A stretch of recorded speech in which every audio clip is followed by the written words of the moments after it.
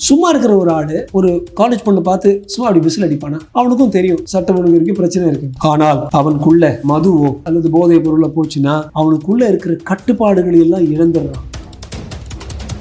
Municipal water supply ஊழல், employment ஊழல், டாஸ்மாக் ஊழல், இது மாதிரி பல ஊழல்கள் வந்திருக்கு. ஒரு பக்கம் சொல்லலாம், மத்திய சர்க்கார் அதாவது இவங்க பேர்ல ஒன்றிய அரசு இவங்களை தப்பா காட்டுறதுக்காக அவங்க சித்தரிக்கிறாங்க. பட் நீங்க கரூர் ஸ்டாம்பீடோட நீங்க பேசியிருந்த அந்த காணொலி நான் பார்த்தேன். ஒரு ஆதரவு நிலைப்பாடு எடுத்திருந்தீங்க விஜய் அவர்கள் மேல. அதுக்கப்புறம் அவர் புதுச்சேரியில ஒரு மீட்டிங்ல பேசினாரு. ஸோ விஜயோடைய ஆளுமையை எப்படி நீங்க பாக்குறீங்க?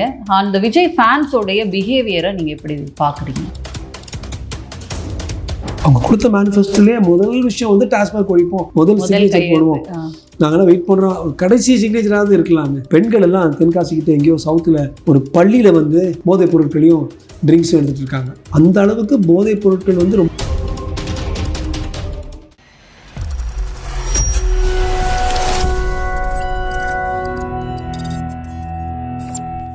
சுதேசி தமிழ் நேயர்களுக்கு வணக்கம். இன்றைய நமது சிறப்பு விருந்தினர் யாருன்னு பார்த்தீங்கன்னா டாக்டர் ஜே.எஸ். ராஜ்குமார் அவர்கள், state secretary of BJP medical wing. Plus இவர் லைஃப் லைன் ஹாஸ்பிட்டலோட சேர்மனாகவும் இருக்காரு. அவரை வரவேற்போம். ஆனால் வணக்கம். வணக்கம் தங்கச்சி, வணக்கம் நேயர்களுக்கும். ஸோ நம்ம நிறைய இன்டர்வியூஸ் நான் உங்களுக்கு பண்ணியிருக்கேன் இதுக்கு முன்னாடி வெவ்வேறு சேனல்களில். ஸோ நம்ம இப்போ ஒரு குட்டி ரேபிட் ஃபயர் மாதிரி பண்ணலாம். இப்போ எனக்கு சில ஆளுமைகள் நான் சொல்கிறேன், டக்குன்னு உங்களுக்கு என்ன அவங்கள பற்றி தோணுது அப்படி சொல்லுங்க. நம்ம பாரத பிரதமர் நரேந்திர மோடிஜி, மரியாதை புருஷோத்தம், சித்த புருஷன்.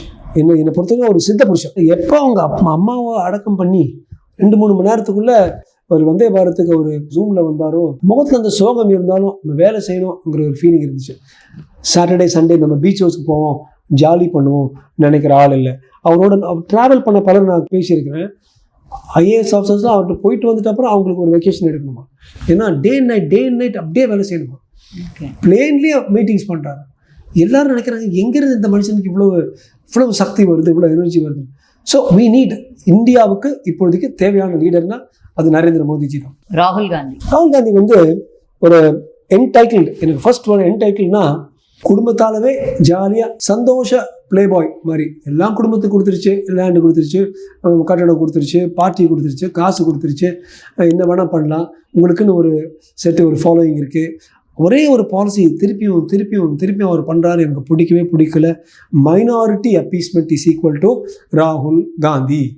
அது மாதிரி ஆயிடுச்சு. That's what I think about it. இப்போ இருக்கக்கூடிய வாழும் பெரியார்னு எல்லாரும் கூப்பிடுற உதயநிதி அவர்கள் பற்றி உங்கள் கருத்து? ஏன்னா நீங்கள் பார்த்துருப்பீங்க, நிறைய மேடையில் அவரை வாழும் பெரியாருன்னு சொல்கிறாங்க, இல்லை ராஜராஜ சோழன், ராஜேந்திர சோழன் அப்படின்லாம் கோட் பண்ணுறாங்க. ஸோ உதயநிதி அவர்களுடைய துணை முதல்வராக இருக்காரு. ஸோ அவரை பற்றின உங்கள் வியூ என்னவா இருக்கு? ரொம்ப அழகாக சிரிப்பார், க்யூட்டாக இருப்பார், நல்ல பர்சனாலிட்டி, ஃபேன் பாய் மாதிரி பேசுகிறீங்க. அது நான் ஒரு ஆனஸ்ட் சொல்லிட்டு ஒரு பெரிய ஒரு ஆனால்னு இருக்கு.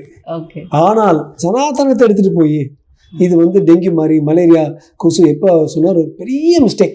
நான் நினச்சேன், அப்போ உடனே நாங்களாம் அட்டாக் பண்ணோம். அவர் உடனே அதை எடுத்துகிட்டு சரி நான் ஒரு அந்த ஸ்பிரிட்டில் சொல்லிட்டேன், நான் யாரையும் மனசை புண்படுத்த விருப்பம் இல்லை சொன்னேன், அப்படி இருந்திருக்கலாம். அதுக்கு பதில் தான் என்ன சொன்னார், நான் அப்படி தான் திருப்பி சொல்லுவேன், பிரிங் இட் ஆன். அப்போ தான் இந்த டைட்டில் கட்டினாங்க, நீங்கள் வாழும் பெரியார்னு. அதாவது சனாதனத்துக்கு எதிர்ப்பேன். அப்போ இந்த பெரியாரையும் நான் கேட்பேன், இவரையும் கேட்பேன். மஸ்ஜித்துக்கு முன்னால் போய் சாமிங்கிறது ஒன்றுமே இல்லை, இதெல்லாம் டெங்கி மலேரியான்னு சொல்லி பார்க்க முடியுமா? அல்லது சர்ச்சுக்கு முன்னால் போய் சொல்லி பார்க்க முடியுமா? நான் எந்தவித ஒரு தர்மத்தை நான் எதிர்த்து நான் ஒன்றும் சொல்லலை. 153 சொல்லலாம். பட் எது நம்ம சொன்னாலும் எல்லா ரிலிஜன்ஸ்க்கும் ஈக்குவலாக இருக்கணும். பகுத்தறிவை நான் எல்லாரும் அப்போஸ் பண்ணுறேன். திருப்பி நான் பார்ப்பேன். பெரியாருடைய வாழ்க்கையில் கேட்டாங்களாம், ஏன் நீங்கள் ஒரு ரிலிஜனை மட்டும் அட்டாக் பண்ணுறீங்க? இல்லை, இது 87%. இந்த 87% நான் சரிப்படுத்தினா அப்புறம் அந்த 13% சரிப்படுத்திடலாம். ஒரே ஒரு முறை சிஸ்டர் கும்பகோணத்தில் பெரியார் வரலாறு படிச்சிங்கன்னா, தமிழ்நாடு வரலாறு, இஸ்லாமிய சகோதரர்கள் அட்டாக் பண்ணார் சாமி இல்லைன்னு. உடனே கல்லும் செருப்பு அவங்க அடிக்க ஆரம்பிச்சாங்க. அதோட அவர் வாழ்க்கையை முடிகிறது வரைக்கும் ஈவே ராமசாமி நாயக்கர், பெரியார் என்று கூறப்படுபவர், இஸ்லாமியர்களை எதிர்த்து ஒரு வார்த்தை சொல்லலை. ஸோ இதெல்லாம் ஒரு பிம்பத்தை இங்கே கிரியேட் பண்ணிக்கிறது. ஏன்னா இவங்க சனாதனி ஹிந்துஸ் ஒன்றும் சொல்ல மாட்டாங்க, என்ன வேணால் சொல்லலாம். ஸோ இது என்ன அவர் வாழும் பெரியாருங்கிறது அவர் என்னை பொறுத்த வரைக்கும் ஒரு பெரிய நெகட்டிவ் அவருக்கு. அதே போல் இன்னொரு மேடையில் நானே கிறிஸ்டின் தான், நான் ஹிந்து இல்லை, சொல்லி அதை பக்கா ராகுல் காந்தி அங்கே அப்பீஸ்மெண்ட்னா இவர் இங்கே வந்து இங்கே அப்பீஸ்மெண்ட். ஸோ அவருடைய அரசியலுக்கு வந்து நான் ஒரு பெரிய ஃபேன் இல்லை. அவரோட லுக்ஸுக்கும் அவர் மூவிஸ்க்கும் ஃபேனு, அதோட ஸ்டாப் பண்ணிடுது. கமல்ஹாசன் மாதிரி தான், அவரோட மூவிஸ் ஆக்டிங் ரொம்ப பிடிக்கும், அதோட ஃபுல் ஸ்டாப். அதுக்கு மேலே நான் வந்து அவர் வந்து கமல்ஹாசன் வந்து நான் ரொம்ப ஒரு அரசியலில் ரொம்ப துச்சமாக நான் நினைப்பேன். அது இன்னொரு நாள் பேசலாம். அதே போல் உதயநிதியுடைய politics, minority appeasement, anti Hindu, இதெல்லாம் ஐ எம் அகேன்ஸ்ட் இட். அதாவது பயங்கர கருத்து வேறுபாடு. ஒரு personally I have nothing against it, ஆனால் I have much against his policies. Okay, அடுத்து வந்து சீமானோட எமோஷனல் டாக்ஸ் நீங்கள் நிறைய பார்த்துருப்பீங்க, நிறைய நிலைப்பாடு இருக்கும். சமீபமாக கூட ஒரு ஆர்எஸ்எஸ் மேடையில் அவர் பேசினார், பாரதியார் பற்றி பேசினார் அப்படின்னு சொல்லிட்டு அவர் மேலே நிறைய விமர்சனங்களும் இருக்கு. ஸோ சீமானோடைய அரசியல் பயணத்தை நீங்கள் எப்படி பார்க்குறீங்க? டக்கு நினைச்சா நண்பன், ஓகே, தமிழ் உணர்வு உள்ளவர். அவருடைய அத்தனை கருத்துக்களுக்கும் நான் உடன்பாடுன்னு நான் சொல்ல மாட்டேன். நாங்கள் பார்த்துக்கிறோம், வன்னியும் தமிழ்நாடும் சேர்ந்து ஒரு தனி நாடை நாங்கள் கொடுத்துருங்க, இதெல்லாம் impractical, unconstitutional and against the law, அதெல்லாம் நான் ஒத்துக்க மாட்டேன். ஆனால் பேச்சு ஒருத்தர் கற்றுக்கணும்னா பள்ளிக்கூடத்துக்கு கற்றுக்க தேவையில்லை. சீமானோட வீடியோ பார்த்தாலே என்ன, பக்கத்தில் 2 பேரும் நிற்கக்கூடாது, பண்ணிட வேண்டாம், டபுள் அவங்க விழுந்துருவாங்க. மற்றபடி ரொம்ப அழகாக பேசுவார், மக்களை ரொம்ப நல்லா கவருவார். நிறைய பேர் சொல்லுவாங்க, அவ்வளோ பண்ணி ஒரு 8% தானே. நான் சொல்கிறது தனியாக வேறு எந்த மனிதன் 8% எடுத்திருக்காங்க, விஜயகாந்த் அது மாதிரி விட்டா. ஸோ ஒரு பெரிய ஸ்டாராக இல்லாமலும் தனியாக 8% அல்லது ஒரு ஜாதி அமைப்பு இல்லாமல், ஒரு தர்மத்துக்கு அமைப்பு இல்லாமல் 8% எடுக்கக்கூடிய ஒரு வீரன் சீமான். இன்னொரு விஷயம் நான் பாராட்டுறேன் வந்து, பெண்களை முதல் நிற்க வைக்கிற ஒரு எலெக்ஷனில் சீமான் நிறையா பாராட்டுறேன். 3வது, எல்லா தர்மங்களுக்கும் ரியல் செக்குலர்னா சீமான் தான். ஒரு கிறிஸ்டின் இருப்பாங்க, ஒரு ஹிந்து இருப்பாங்க, ஒரு முஸ்லீம் இருப்பாங்க, எல்லாரும் ஈக்குவலாக பார்க்க. ஆனால் தமிழ் செப்பரேட்டிசம் இருக்குங்களா, இந்த பிரிவினைவாதம், மொழி பிரிவினைவாதம் வந்து அவருடைய பாலிசிஸ்க்கு வந்து ஒரு முதுகு தண்டு மாதிரி. அதுக்கும் எனக்கும் பெரிய ஒரு டிஃபரன்ஸ். பட் ஒரு மனிதனாக நான் அவர் வந்து மதிக்கிறேன். ஓகே, இப்போ நயினார் நாகேந்திரன் உங்கள் மாநில தலைவர், ஸோ உங்கள் நண்பரும் கூட அவர். So how you see him? அதாவது நயினார் நாகேந்திரன் வந்து அவருடைய வார்த்தைகள் தான் கரெக்ட். திரு அண்ணாமலை வந்து ஒரு புயல்னா நான் வந்து ஒரு தென்றல் இருந்தார். அதாவது ஒரு பியூட்டி அவரை பற்றி யாரையுமே, அவரை நான் பார்த்துக்கிட்டே இருக்கேன், கொஞ்சம் கற்றுக்கிட்டு இருக்கேன்.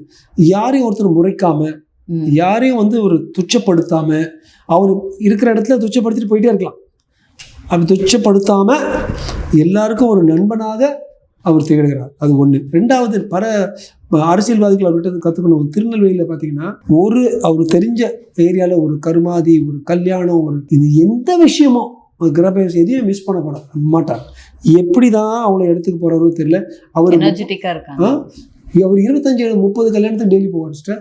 ஒரு பக்கம் ஒரு பையன் வந்து பாலாஜி அல்லது விஜய் வந்து 25-30 போவார், மேடம் போவாங்க. இது மாதிரி 80-90 வரைக்கும் கவர் பண்ணியிருக்காங்க ஒரே நாள் நிகழ்வுகளை. So that we have to learn from. ஒரு வட்டத்தை எப்படி நம்ம கைக்குள்ள நம்ம நண்பர்களாக வச்சுக்கணும்னா அது நயினார் நாகேந்திரன். இல்லை, இப்போ அரசியலில் வெறும் அந்த பொறுமையோ இல்லை இந்த மாதிரி ரொம்ப நீங்கள் சொன்ன மாதிரி தென்றல் மாதிரி கையாளுறது அப்படிங்கிறது எவ்வளோ தூரத்துக்கு ஒர்க் அவுட் ஆகும் நீங்கள் நினைக்கிறீங்க? இது வரைக்கும் அவர் இருந்த அதிமுகவில் வந்து அப்படியே ஸ்மூத்தாக போயிட்டு இருந்தார். ஏன்னா ஒரு பெரிய அக்னி ஒன்று இருந்துச்சு ஜெயலலிதா. பட் இப்போ வந்து அவர் நீங்கள் பார்த்தீங்கன்னா அவருடைய கடந்த ஒரு 5-10 இன்னும் கொஞ்சம் அடிக்க ஆரம்பிச்சார். திருப்பரங்குன்றம்லாம் இது மாதிரி அவர் மினிஸ்டராக இருக்கும் போதோ அதிமுகவோ அல்லது எதிர்கட்சியில் இருக்கும் போதோ அவர் சொன்னதே இல்லை. ஆனால் இப்போ வந்து அவரும் இப்போ இருக்கிற ஒரு மூடுக்கு ஏற்றா போல் கொஞ்சம் நயனாராயணனும் கொஞ்சம் கற்ற ஆரம்பிச்சிருக்காரு. அவரும் எப்படி மற்றவங்க அவர்கிட்ட கற்றுக்கணுமோ அவரும் கொஞ்சம் கற்றுக்க ஆரம்பித்தார் அவருடைய முன்னால் இருந்த அண்ணாமலை பார்த்து. So I think he is also improving. கடைசியாக அதிமுக பாஜகவுக்கு ஒரு பாலம் என்றால் அந்த பாலம் நயினார் நாகேந்திரன் மட்டும்தான். வேறு யாரும் இப்பொழுதுக்கு பார்ட்டியில் வேறு யாருமே அந்த ஒரு விஷயம் பண்ண முடியாது. இப்போ நீங்கள் பார்த்தீங்கன்னா ரூலிங் அலையன்ஸில் பாஜக இருக்கணும்னு ஒரு 2 வாட்டியோ 3 வாட்டியோ உள்துறை அமைச்சர் அமித்ஷாஜி சொன்னார். ரூலிங் அலையன்ஸில் பாஜக ரூலிங் அலையன்ஸில் இருக்கணும் என்றால் கட்டாயமாக அதிமுகவோட ஒரு பாலம் கட்டணும். அவங்க கட்டின அந்த பாலம் தான் நயினார் நாகேந்திரன். ஓகே, அண்ணாமலை வந்து அவர் சொன்னதுதான், நயினார் சொன்னதான் ஒரு புயல். அதாவது பல இளைஞர்களுக்கு ஒரு கனவு இருக்கும். ஒருவேளை நான் இந்த எஸ்ஏ எழுதுவாங்க, நான் வந்து மாநில தலைவராக இருந்தால், நான் சிஎம்மாக இருந்தால் நான் இப்படி பண்ணுவேன், அப்படி பண்ணுவேன். அந்த கனவு வந்து நான் நனவாக்க போகிறேன், என்ன ஆனாலும் நான் மற்றெல்லாம் ரிஸ்க் எடுத்து பண்ணுறேன்னு சொல்கிற ஒரு கேம்பிள் எடுக்கக்கூடிய ஒரு வீரம் அண்ணாமலைஜிக்கிட்ட இருந்துச்சு. ப்ளஸ் ஒரு ஆளுமையும் இருந்துச்சு, பேச்சுத்திறன், நல்ல பேச்சுத்திறன், இன்டலெக்சுவலி, அதாவது பிரெயின் ரீதியாக, உணர்ச்சி ரீதியாக, emotionally plus mentally, emotionally, intellectually ஓரளவுக்கு he was able to cover audiences in a big way. அது மட்டும் இல்லாமல் அவர் ஐபிஎஸ்ஸாக இருந்ததுனால ஒரு 9 வயசு ஒரு கவர்மெண்ட் ஆர்கிடெக்ட் கட்டமைப்புன்னு இருக்கு சிஸ்டர். ஆமாம். நான் கூட நான் படிக்கிற பல நூல்கள் பார்த்தீங்கன்னா இந்த ஆர்கிடெக்சர் பாடி பாலிட்டிம்பாங்க. ஒருத்தருக்கு தண்ணி வீட்டில் வந்து சேருது, எங்கேருந்து வந்து சேருது, எவ்வளோ காசு ஆகுது, அதெல்லாம் நான் படிச்சுட்டு இருப்பேன். எலக்ட்ரிசிட்டி வருது, ஏன் அதிகமாகுது ஒருத்தருக்கு, அதெல்லாம் அவங்களுக்கு வந்து அத்துப்படி. ஏன்னா அதுதான் அவங்க பண்ணுறது. அட்மினிஸ்ட்ரேஷன் இஸ் ஒரு ஆர்கிடெக்சர், ஒரு கட்டமைப்பை வந்து பாதுகாப்பது தான் அட்மினிஸ்ட்ரேஷன். ஸோ அது அவ்வளோ இருந்தது வந்து ஒரு பெரிய அட்வான்டேஜ். என்ன கேட்டிங்கன்னா அவர் ஐஏஎம்மில் பண்ணதோட ஐபிஎஸ்ஸாக 9 வருஷம் இருந்தது அவருக்கு வந்து ஒரு அனுபவ ரீதி. ஐஏஎம்ல இருந்தது அவர் கொஞ்சம் டேர்ம்ஸ் தெரியும், ஜிடிபி இது மாதிரி, எக்கனாமிக்ஸ் கோஸ் லைக் திஸ். ஒரு ஐஎம்ல இவர் போய் பேசலாம். ஆனால் சாமானிய மனிதனோட பிரச்சனைகள் ஐஏஎஸ் ஐபிஎஸ் ஆஃபீஸர்ஸ்க்கு தெரியும். அவர் ஒரு நல்ல ஐபிஎஸ் ஆஃபீஸராக இருந்ததுனால is able to do that. இப்போ நீங்கள் வந்து அரசியல் களத்துக்கு வந்துட்டீங்க, நிறைய மக்களை போய் சந்திக்க ஆரம்பிச்சிட்டீங்க, அண்ட் யூ டிசைடட் இப்போ நீங்கள் பாஜகவோட பயணம் பண்ணிட்டு இருக்கீங்க. இப்போ இந்த அரசியல் பயணம் அப்படி, ஏன்னா நான் சோஷியல் ஆக்டிவிஸ்டாக உங்களோட நிறைய ஆக்டிவிட்டிஸ் பார்த்துருக்கேன், நிறைய நீங்கள் தானங்கள் பண்ணியிருக்கீங்க. இப்போ நீங்கள் ஒரு அரசியல்வாதியாக களத்துக்கு போகும்பொழுது உங்ககிட்ட நிறைய பேர் வந்து பேசியிருப்பாங்க, நீங்கள் மக்களோட பேசுவீங்க. என்ன பிரச்சனைகளை அன்றாடம் அவங்க சந்திக்கிறாங்க, எதெல்லாம் உங்களை வந்து எமோஷனலாக டச் பண்ணுது? ஸோ நான் மயிலாப்பூர், வில்லிவாக்கம் இது மாதிரி இடங்களில் நான் வேலை செஞ்சுட்ருக்கேன். பல வயசான பெண்களுக்கு, இந்த பெண்மணிகளுக்கு இந்த மார்பக புற்றுநோயில் பண்ணும்போது சும்மா அவங்ககிட்ட கேட்பேன், என்ன பாட்டி என்ன நினைச்சிருக்கேன், என்ன அம்மா என்ன பண்ணிருக்கேன் கேட்கும் பொழுது 1-2 விஷயம் சொல்லிட்டாங்க. ஒரு விஷயம் உங்களோட சம்மந்தப்பட்டது, ஊடகத்தை சம்மந்தப்பட்டது. ஒன்றுமே எல்லாம் பொய்ன்னு ஒரு அம்மா கிட்ட வந்து சொன்னாங்க. என்னங்க அம்மா போய் செக் பண்ணுவாங்க, மேலே இலவசம் தான், அவங்க காசுலாம் வாங்க மாட்டாங்க சொல்லுவோம். இல்லை நீங்கள் பார்த்தீங்கன்னா பேப்பர் படிக்கிறது, எழுதுறது எல்லாமே பொய். நான் ஒரு காலத்தில் வந்து இந்து பேப்பர் தான் வாங்குவோம், டெய்லி காலையில் காஃபி குடிச்சு. இப்போ பார்த்தா இஷ்டத்துக்கு என்னமோலாம் எழுதுறாங்க, யூடியூப்பில் என்ன வர எழுதுறாங்க. அதாவது அந்த அம்மா சொல்கிறது பாவம் சொல்ல முடியல, ஊடகங்கள் பொய்யை மட்டும் பரப்புகிறாங்க. அதாவது உண்மைன்னு ஒன்று இருக்குது, நம்ம நாடுன்னு ஒன்று இருக்குது, நம்ம மக்கள்னு ஒன்று இருக்காங்க, ஜனநாயகம்னு ஒன்று இருக்குது. அஃப்கோர்ஸ் ஜனநாயகம்னு ஒருத்தர் வராரு, அது வேற. பட் ஜனநாயகம்னு ஒன்று இருக்குது, நல்லது பண்ணுவோமே. அதெல்லாம் இல்லை, எனக்கு இவ்வளோ காசு வருது, நான் வந்து இதுதான் எழுதுவேன், இதுதான் போடுவேன், கெட்டவனையும் நல்லவனாக நான் சித்தரிப்பேன், அதோட மோசம் நல்லவனை நான் எப்படியாவது கெட்டவனாக சித்தரிப்பேன். என்னை வந்து எப்போ ஊடகங்கள் நினைக்க ஆரம்பிச்சிட்டாங்களோ அப்போ வந்து இது நம்ம கலியுகத்தை வாழ்ந்துட்டுருக்கோம். அது இந்த அம்மா சொல்லுது, யாரையுமே நம்ப முடியல சார், அவ்வளோ மோசமாக எழுதுகிறாங்க. ஊடகங்கள் வந்து ஒரு தூண், இது 4th எஸ்டேட். ஊடகங்கள் வந்து ஜனநாயகத்தை கையில் எடுத்து அடின்னு அடிக்கணும். ஆனால் அன்ஃபார்ச்சுனேட்லி வந்து எப்போ வியாபாரம் ஊடகங்களுக்குள்ளே வருதோ அது வந்து மக்களுக்கு அந்த அம்மா எதை நம்புறதுன்னு தெரியல. நான் அவங்க கண்ணாடி போட்டு அவங்க சொல்லும்போது நினச்சேன், ரொம்ப கஷ்டமாக இருந்தது. 2வது அந்த அம்மா சொல்லிட்டுருந்தாங்க, ஒரு 2-3 லேடிஸ்கிட்ட பேசிட்டு போது, பெண்களுக்கு வந்து போயிட்டு வந்தால் பயமாக இருக்குது, இங்கே கொஞ்சம் கேமராஸ் போடுங்க. நான் சொன்னமா மயிலாப்பூருக்குள்ளே தானம்மா 5 மணி 6 மணிக்குள்ளே. ஆமாம், யார் எவன் வந்து விசில் அடிக்கிறாங்க, எப்படி பண்ணுறாங்க. நான் நினச்சி பார்த்தேன். ஏன் நீங்கள் நினச்சி பாருங்க சிஸ்டர், சும்மா இருக்கிற ஒரு ஆள் ஒரு காலேஜ் பொண்ணை பார்த்து சும்மா அப்படி விசில் அடிப்பானா? அவனுக்கும் தெரியும் சட்டம் ஒழுங்கு இருக்குது, பிரச்சனை இருக்குது. ஆனால் அவனுக்குள்ள மதுவோ எது உள்ளே போகுதோ அல்லது போதை பொருளை போச்சுன்னா அவனுக்குள்ளே இருக்கிற கட்டுப்பாடுகளை எல்லாம் இழந்துடுறான். இந்த ஆளவந்தானில் கடவுள் பாதி மிருகம் பாதிமா வெறும் மிருகமாயிடலாம். அப்போ வந்து ஒவ்வொரு போகிற பெண் வந்து யாருக்கும் ஆசையாக பெற்ற ஒரு பொண்ணு, அழகோட பார்க்குற ஒரு தங்கச்சி, யாருக்கும் ஒரு அக்கா அப்படின்னு நினைக்கிறதுக்கு பதிலாக அவன் 5 நிமிஷம் விளையாட்டுக்கு ஒரு பொருளாக மட்டும் பார்க்கக்கூடிய ஒரு மிருகமாயிடுறான். ஸோ என்னை பொறுத்த வரைக்கும் மக்கள் இந்த 2 விஷயம் மயிலாப்பூரில் எடுத்து வச்சாங்க. ஒன்று வந்து இந்த டாஸ்மாக், அதே போல் இன்னொருத்தர் ஒரு வயசான சொன்னார், நான் கோயிலுக்கு போயிருந்தேன், ஒருத்தர் உருண்டுட்டு இருந்தான் பார்லேருந்து வந்து. கோயிலுக்கு போகும்போது ஒருத்தர் என்ன ஆயிரேன்னு சொல்லி இன்னொருத்தர் உருண்டுட்டு இருந்தான், நான் வந்து அப்படியே சுற்றி அப்படி போனேன். இது மாதிரி விஷயங்கள் இல்லை, அவங்கள மது பிரியர்கள் தான் நீங்கள் சொல்லணும். அவங்க வந்து குடிகாரன்னு நம்ம கரெக்ட், மது பிரியர்கள் தமிழை வந்து அழகாக சுற்றி வச்சு அது வந்து அழகான விஷயம் மாதிரி வச்சிருவான். என்ன இந்த 3 விஷயங்கள், TASMAC, law and order and press being bad, இந்த 3 விஷயங்கள் ரொம்ப அவங்க கஷ்டப்பட்டாங்க. 4வது, நான் நிறைய இடத்துல பார்த்தா, இப்போ நானும் பல ஜாப் ஃபேர்ஸ் செய்ய போகிறோம். வேலையின்மை.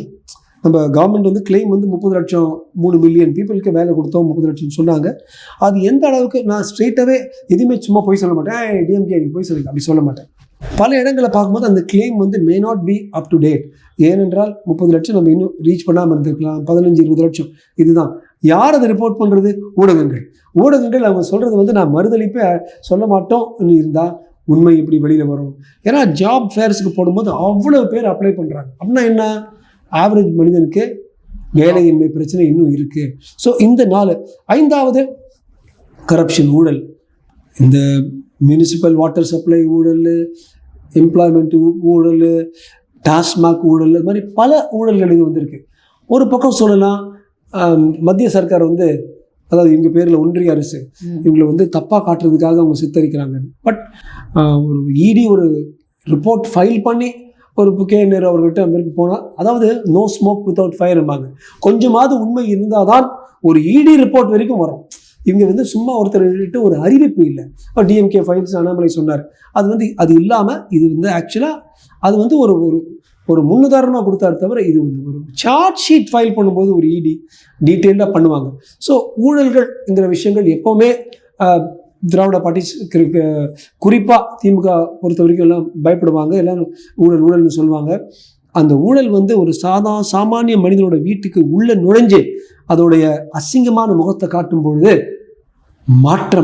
ஏமாற்றம் போதும், மாற்றம் வேண்டும் என்கிற ஒரு குரல், உள்குரல் எதிரொலிக்கும். இப்போ நீங்கள் 2026க்கு என்ன மாதிரி ரீசன்ஸ் வந்து மக்கள் சொல்கிறாங்க மாற்றத்துக்கு அப்படின்னு முன் வச்சுருக்கீங்க? இப்போ வந்து இது முன்னாடி எலெக்ஷன்லையும் இது இருந்துச்சு. 2021 தலைமையோட வெற்றிடம் அப்படின்ற ஒரு வார்த்தை, கலைஞர் ஐயாவோ அல்லது ஜெயலலிதா அம்மாவோ இல்லாத ஒரு வெற்றிடத்தை நான் நிரப்புவேன் நீ நிரப்புவேன்னு சொல்லிட்டு பல பேர் வந்து 21லேருந்து முயற்சி பண்ணுறாங்க. அதுக்கப்புறம் எம்கே ஸ்டாலின் அவர்கள் முதல்வராங்க.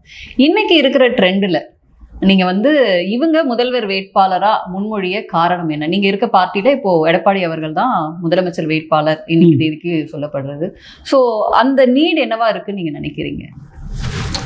நீட் இருக்கும் ஒரு ஆளுமை, ஒரு மனிதனுடைய ஆளுமை பார்த்தீங்கன்னா திமுக அதிமுக ரெண்டையும் நம்ம டெக்னாலஜிக்கலி பார்த்தீங்கன்னா திமுக வந்து ஒரு முக்கியமாக நிறைய பவர் சென்டர்ஸ் வச்சுருப்பாங்க.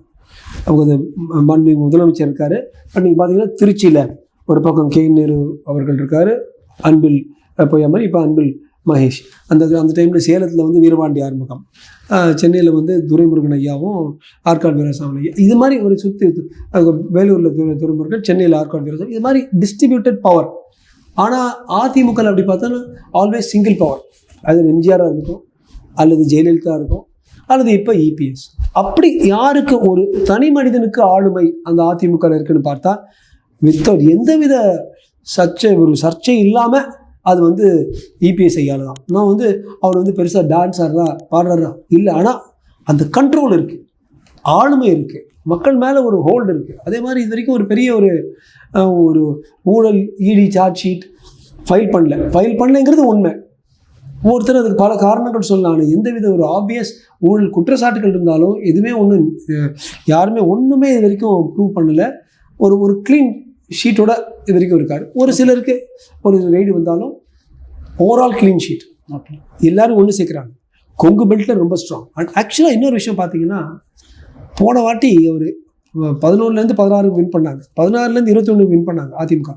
21 அவங்க தோத்ததே மார்ஜின் பார்த்தீங்கன்னா ரொம்ப கம்மி, 3 to 5% தான் கேப்பு.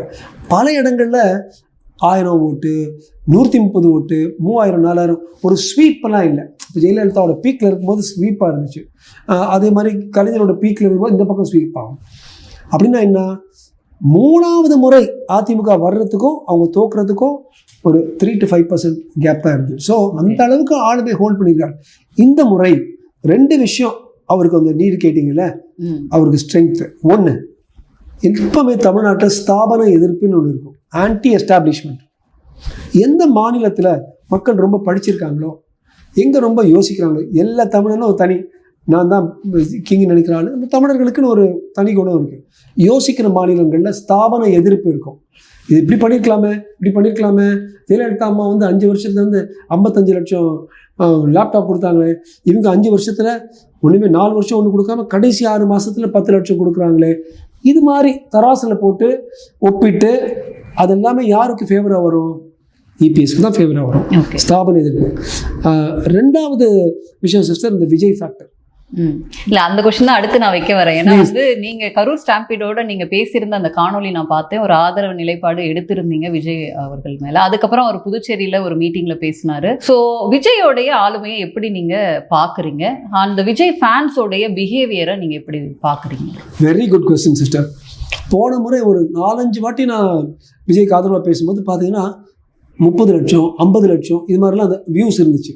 எப்படின்னா அந்த விஜயோடைய ஃபேன் பேஸ் அவ்வளோ ஸ்ட்ராங். எலக்ட்ரானிக்கலி டக்கு டக்கு டக்கு டக்குன்னு யாரோ நம்மளுக்கு இந்த தலைவருக்கு புறவா பேசுகிறாங்கன்னு நல்லா ஃபார்வர்ட் பண்ணியிருந்தாங்க. பட் அதை தாண்டி ஒரு அரசியல்வாதிங்கிற முறையில் விஜய்க்கு இன்னும் கொஞ்சம் வயதானவர்ங்கிற முறையில், ஒரு அண்ணனுங்கிற ஒரு முறையில் ஒரு சில அட்வைஸ்னால் ஒரு ஸ்டாண்ட் எடுக்கணும். Vijay as an actor stand எடுக்க வேண்டாம். பிரியமானவங்களே வந்து விஜய் நெகட்டிவ் ரோல் பண்ணார். GO80 ஒரு பாசிட்டிவ் அண்ட் நெகட்டிவ் ரோலில் பண்ணார். லியோவில் கூட கொஞ்சம் நெகட்டிவ் ரோல் பண்ணார். அது வந்து ஒரு ஆக்டருங்கிற இது அப்படி இருக்கும்பொழுது பல விஷயங்கள் பண்ணலாம். ஆனால் ஒரு அரசியல்வாதிகளை இது என்னுடைய ஸ்டாண்டு, நான் இறந்து போகிறது வரைக்கும் நான் வந்து இருமொழி கொள்கைக்கு நான் எதிர்ப்பேன், இறந்து போகிறது வரைக்கும் நான் வந்து நீட்டுக்காக சண்டை போடுவேன், ஏன்னா அது நல்லதுன்னு நம்புறேன். அதை பற்றி ஃபுல்லாக படித்தேன். நியூ எஜுகேஷன் பாலிசி சண்டை போடலாம். அதே போல் மை ரிக்வெஸ்ட், ஒரு கோரிக்கை விஜய்க்கு வந்து, நீங்கள் உங்களுக்குன்னு ஒரு ஸ்டாண்ட் இருக்கும். 80% உங்களுடைய சப்போர்ட்டர்ஸ் எல்லாம் முருக பக்தர்களும் ஹிந்துஸும்.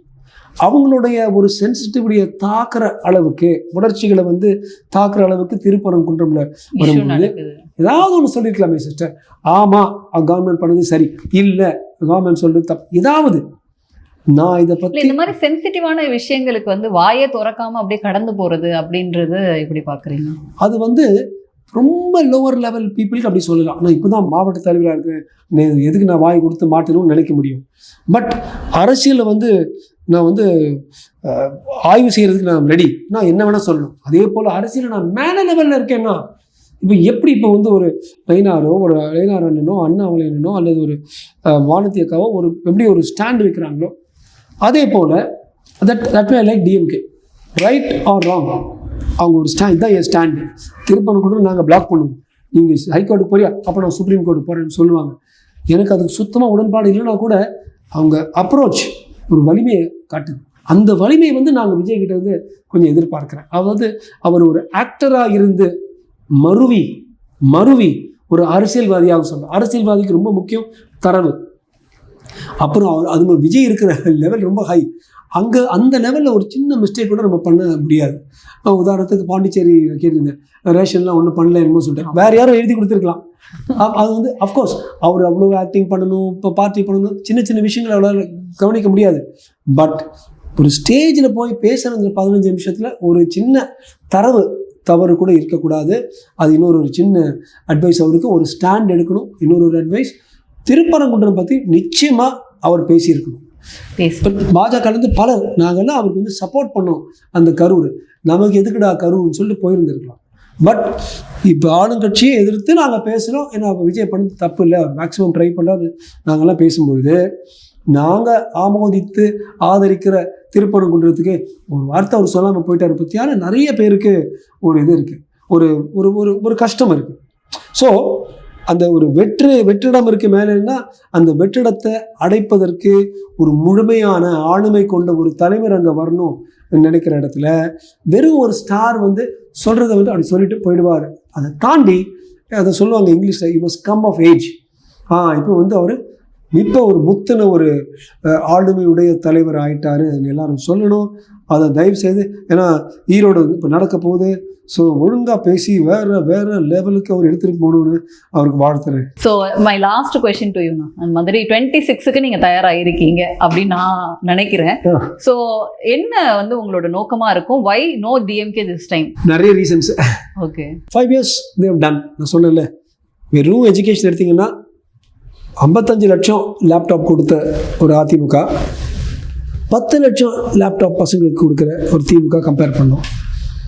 ஊழல், சட்ட ஒழுங்கு, டாஸ்மாக், அவங்க கொடுத்த மேனிஃபெஸ்டோலேயே முதல் விஷயம் வந்து டாஸ்மாக் ஒழிப்போம், முதல் சிக்னேச்சர் போடுவோம். நாங்களாம் வெயிட் பண்ணுறோம் கடைசி சிக்னேச்சராவது இருக்கலான்னு. குழந்தைங்க வந்து இப்போ வந்து பெண்கள் எல்லாம் தென்காசிக்கிட்ட எங்கேயோ சவுத்தில் ஒரு பள்ளியில் வந்து போதைப் பொருட்களையும் ட்ரிங்க்ஸும் எடுத்துகிட்டு இருக்காங்க. அந்த அளவுக்கு போதைப் பொருட்கள் வந்து ரொம்ப உள்ளே ஏறிடுச்சு. பள்ளிக்கூடங்களுக்கு போதைப் பொருட்களோ அல்லது இந்த டாஸ்மாக் மதுபானமோ போகவே கூடாது. அதே மாதிரி இப்போ டெட்டு பார்த்தீங்கன்னா நியர்லி 4.5 lakh crore தமிழ்நாடு. நம்ம எல்லா மாநிலங்களையும் நம்பர் 2 நம்பர் 3 கடனில், சென்டரும் கடன், ஸ்டேட்டும் கடன். ஸோ ஒவ்வொரு மனிதன் மேலே அந்த இஎம்ஐ பார்த்தீங்கன்னா ஒரு சில லட்சங்கள் இருக்குது. ஸோ பல பிரச்சனைகள் சரிப்படுத்திருக்கலாம். அதுக்கு மெயின் காரணம் பார்த்தீங்கன்னா ஊழல் தான், அடிப்படை ஊழல். ஊழல்னா ஒரு 20-30% 40 10 மக்களுக்கு போய் சேர வேண்டியது பிளாக் ஆகி வேற எங்கேயோ போகுது. இதனால தான் பல பிரச்சனைகள்.